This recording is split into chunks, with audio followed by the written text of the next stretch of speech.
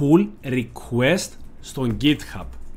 Το pull request είναι ο τρόπος με τον οποίο τα μέλη μιας ομάδας συνεργάζονται για να ελέγξουν και να εγκρίνουν αλλαγές στον κώδικα πριν αυτές ενσωματωθούν στο βασικό project.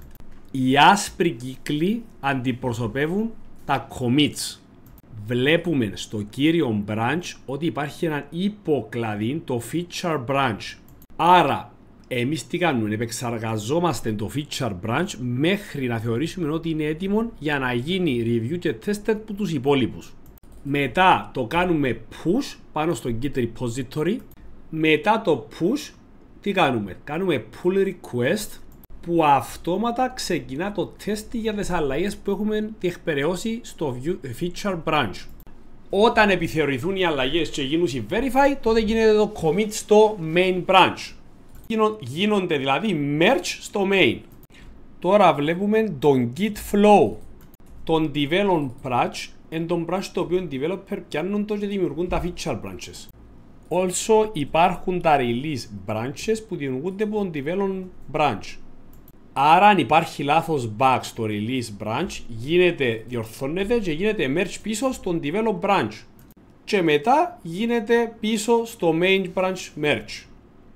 Κάθε φορά που το καινούργιο version πάει στο main branch έχουμε V2, V2.1, όμως είναι realistic, είναι ρεαλιστικό να μην υπάρχουν bugs. Άρα, ας ένα version έχει bug, υπάρχει το λεγόμενο hot fix branch, το οποίο δημιουργείται αυτόματα directly που το main branch.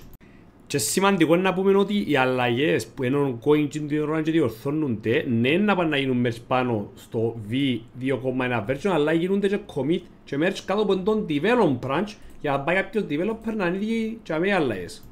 Ναι, να είναι σωματωμένες στο καινούργιο version. Git pull request, με λίγα λόγια, είναι σαν να γράφεις ένα κομμάτι για μια ομαδική εργασία στο πανεπιστήμιο στις φοιτητές σου. Εντάξει, τελειώνεις το μέρος σου και στέλνεις στην ομάδα να δει. Αν είναι καλό και το εγκρίνουν όλοι, το βάζουν στο τελικό αρχείο. Αν όχι και χρειάζεται αλλαγές, σου λέει τι να φτιάξεις πρώτα πριν ξαναρωτήσεις να το βάλεις στην τελική εργασία.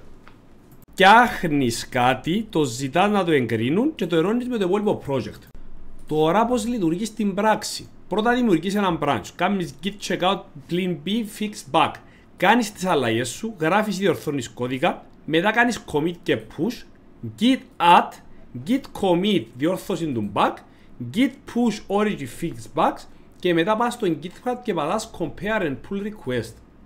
Όταν το δει η ομάδα, τότε η ομάδα το ελέγχει. Μπορούν να κάνουν σχόλια, προτάσεις ή να το εγκρίνουν. Αν όλα ok, τότε γίνεται merge. Οι αλλαγές σου μπαίνουν στο γύρο project.